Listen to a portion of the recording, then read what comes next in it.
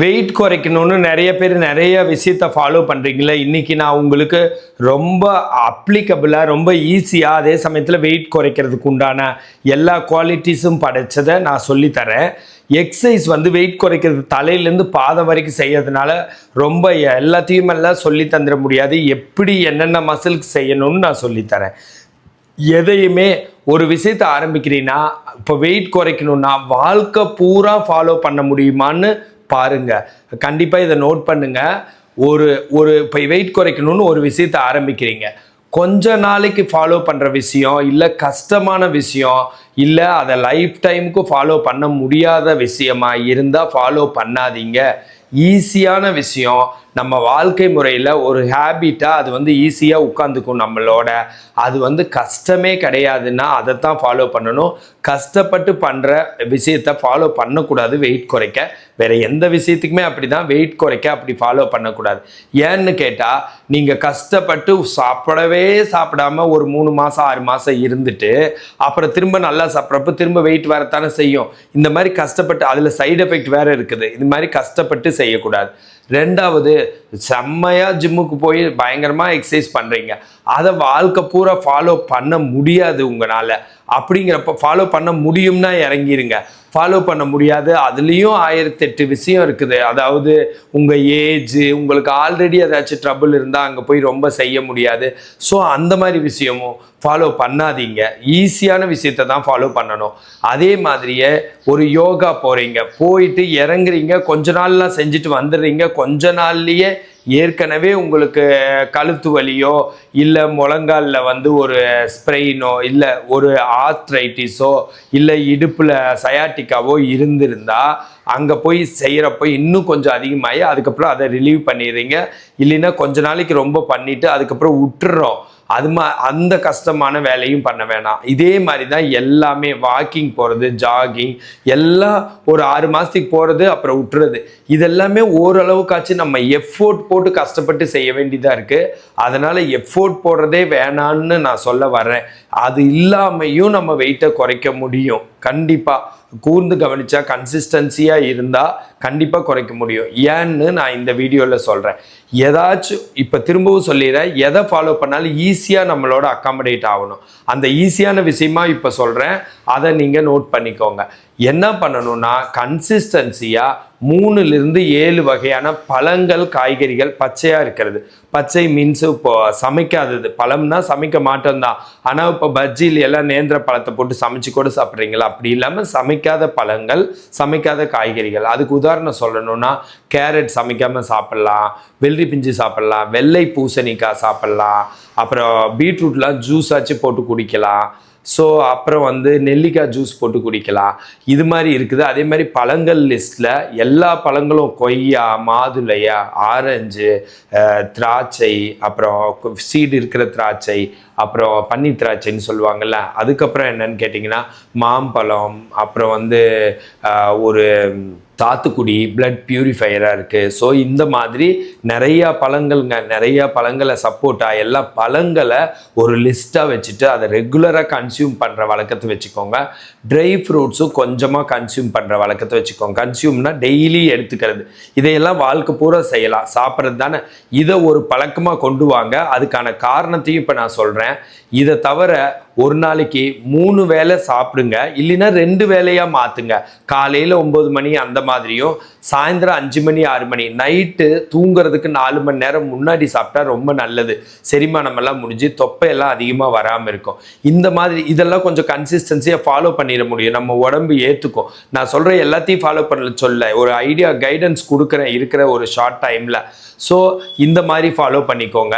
இதுக்கு பின்னாடி இருக்கிற ரீசன் என்னென்னா, நம்ம சாப்பிடாம இருந்தால் நம்மளோட நியூட்ரிஷன் கிடைக்காம போனால் நம்மளோட வெயிட் அதிகமாகுதுங்க. ஏன்னா வெயிட்டை கண்ட்ரோல் பண்ணுறதுக்கு ஏகப்பட்ட ஹார்மோன்ஸ் இருக்குது. அதுதான் வெயிட்டை கண்ட்ரோல் பண்ணுது.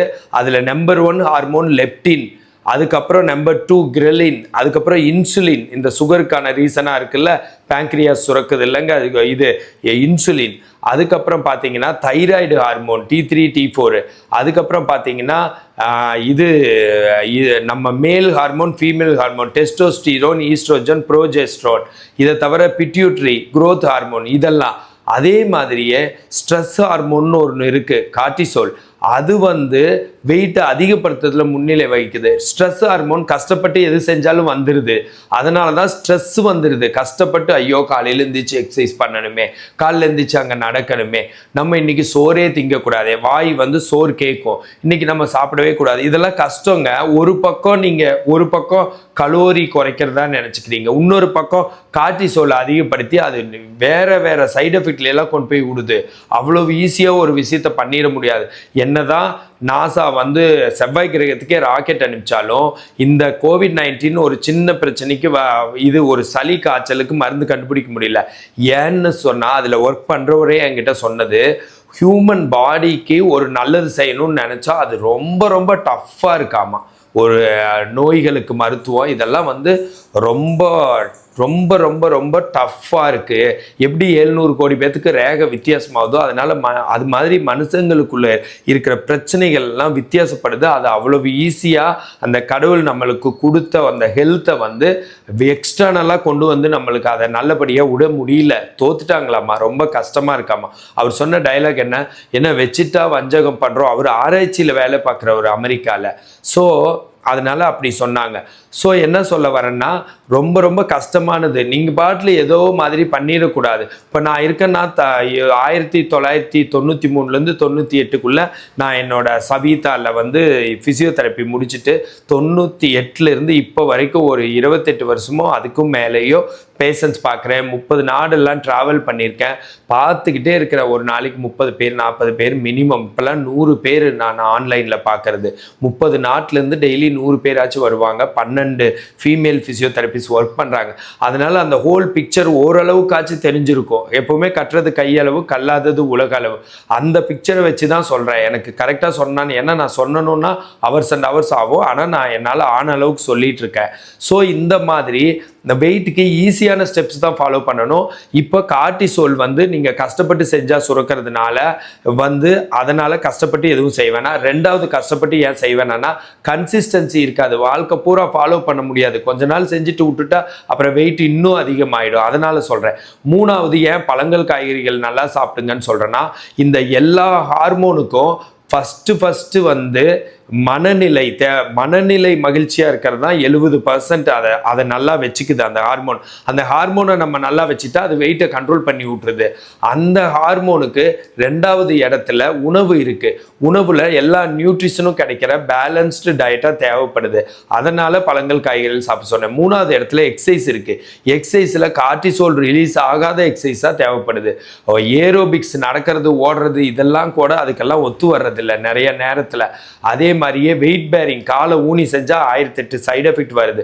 ஸோ இதனால் இதையெல்லாம் விட்டுட்டு நான் ஏரோபிக்ஸ், நான் வெயிட் பேரிங் எக்ஸசைஸ் சேஃபாக இருக்குது. அப்படின்னா என்னென்னா, காலை ஊனி செய்கிறதும் இல்லை, நடக்கிறது, ஓடுறது, டான்ஸ் ஆடுறது இது மாதிரியும் இல்லை.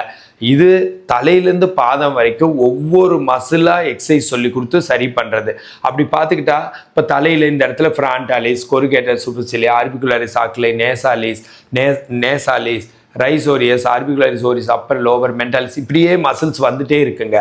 இது ஸ்டெனோக்ளைடோமாஸ்டைஸ், ட்ரபீசியஸ், இப்படி வருதுங்களா. அப்புறம் biceps, triceps, deltoid anterior, deltoid lateral, deltoid posterior, brachioradialis, அப்புறம் ஃபோர் ஆர்ம் மசில்ஸு, அப்புறம் செஸ்ட், பெக்டோரல், அதுக்கப்புறம் முதுகில் இருக்கிற மசில், அதுக்கப்புறம் வந்து lumbosacral muscles, abdominal muscles, pelvic floor muscles, அதுக்கப்புறம் தைஸில் குவாட்ரிசெப்ஸு, அப்புறம் ஹாம்ஸ்ட்ரிங், அப்புறம் காஃப் மசில்ஸ்.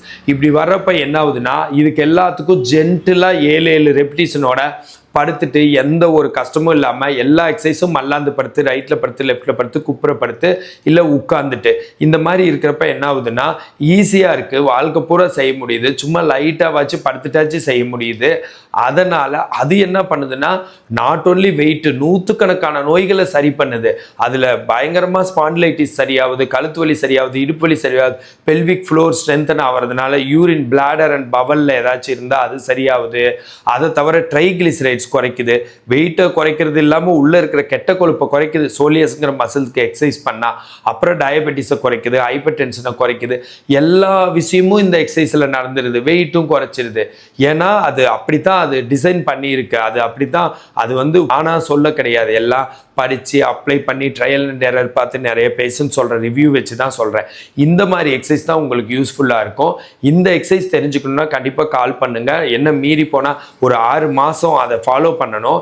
என்கிட்ட நீங்கள் ஒரு 15 நாள் அதை கற்றுக்கணும். கற்றுக்கிட்டு அது டேக் ஹோம் எக்ஸசைஸ் 2 hours கிடைக்கும். அந்த 2 hours உங்களை டோட்டலாக எல்லாத்துலேருந்து காப்பாற்றிடும். இதுதான் ஒரு ப்ராப்பராக டிசைன் பண்ண எக்ஸசைஸு. நீங்களாக செய்கிறதெல்லாம் ஏதோ அப்படின்னு செஞ்சுக்க வேண்டியதுதான்.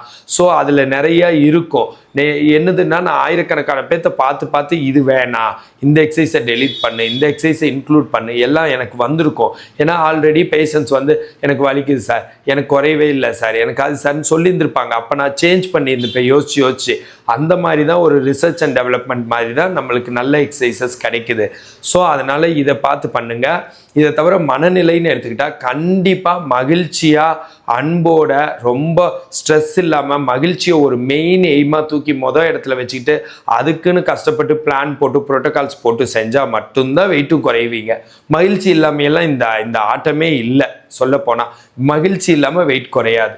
மகிழ்ச்சியாக அன்பாக நம்ம ஹார்மோன்ஸ்க்கெல்லாம் வேலை கொடுக்கணும். கண்டிப்பாக லவ் இருக்கணும், மகிழ்ச்சி இருக்கணும், எல்லாமே இருக்கணும்னு வச்சுக்கோங்களேன். ட்ராவல் பண்ணியிருந்துருக்கணும், நல்லா இயற்கையை ரசிச்சுருந்துருக்கணும், மக்களோட மீட்டிங் நியூ பீப்புள், புதுசாக மனுஷங்களை பார்க்கணும், அன்பு செலுத்தணும். ஒரு மனுஷங்க வந்தாங்கன்னா அன்பு செலுத்துறதுக்காக யூஸ் பண்ணிக்கணும்.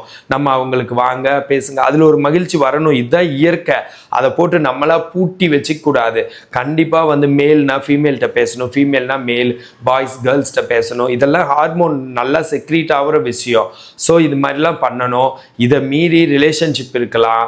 அண்டு மேரேஜ் ஆகியிருந்தால் அதில் உங்களுக்கு கரெக்டாக போயிட்டு இருந்திருக்கணும்.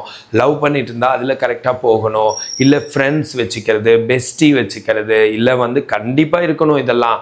அப்புறம் வந்து நீங்கள் நல்ல ஒரு கேரியர் ஃபோக்கஸ்க்கு ஈக்குவலாக ஹெல்த் ஃபோக்கஸ் இருக்கணும். ஈக்குவலாக என்டர்டெயின்மெண்ட், மகிழ்ச்சி, அன்பு, அப்புறம் எல்லாமே இருக்கணும். ஃபன் இருக்கணும், நிறையா இருக்கணுங்க. இந்த விஷயத்தை நான் ரொம்ப சொல்ல விரும்பலை. ஆனால் தெரிஞ்சுக்கோங்க, மகிழ்ச்சியாக தான் இருந்தாகணும். இல்லைன்னா வெயிட்லாம் கண்டிப்பாக போடுவீங்க. ஹார்மோன்ஸ் எல்லாம் எல்லாம் டேமேஜ் ஆகி தாறுமாறு ஆயிரும். பார்த்துக்கோங்க. உள்ள எதுவுமே நீங்கள் நினச்சிட்டீங்க நான் பூட்டி வச்சு நான் இப்படியே இருந்துக்கிறேன், நான் யார்கிட்டையும் பேச மாட்டேன், நான் வந்து உழைச்சே முன்னேறிக்குவேன். எங்கே போய் உழைச்சி முன்னேறுவீங்க? உடம்புக்கு எடுத்துக்கிட்டு ஒன்றும் வேலைக்கு ஆகாது. உழைக்க வேணான்னு சொல்ல, அன்போடு தான் உழைக்கணும், மகிழ்ச்சியோடு தான் உழைக்கணும், ஃப்ரெண்ட்லியாக தான் இருந்து ஆகணும். ஃப்ரெண்ட்லியாக இல்லாத யாரும் சக்ஸஸ் கிடையாது. பாதியிலேயே ஃபெயிலியர் கன்ஃபார்ம் தகவல். ஃப்ரெண்ட்லி, ஒவ்வொருத்தருக்கிட்டே அன்பு, பழகிறதுல இன்வெஸ்ட் பண்ணணும். பழகிறதுக்கு எவ்வளோ பணம் வேணாலும் கொடுக்கணும். பழகிறதுக்குன்னு எவ்வளோ முயற்சி வேணாலும் பண்ணணும். பழகிறதுக்குன்னு எந்த ரிஸ்க் வேணாலும் எடுக்கணும். என்ன துப்பாக்கி எடுத்தா சுட்டுறாங்க. 2 வீலரில் போய் ஆகிற ஆக்சிடெண்ட்டை விட இந்த ஃப்ரெண்ட்ஷிப் வச்சுக்கிறதுனால பெருசாக ஒன்றும் நடக்கிறது கிடையாது. அதில் ஏதோ ஒன்று நடந்தால் அதெல்லாம் வந்து நான் ஏமாந்துட்டேன், நான் அங்கே அஃபெக்ட் ஆகிட்டேன், இங்கே அஃபெக்ட் ஆகிட்டேன், என்ன போய் கதை.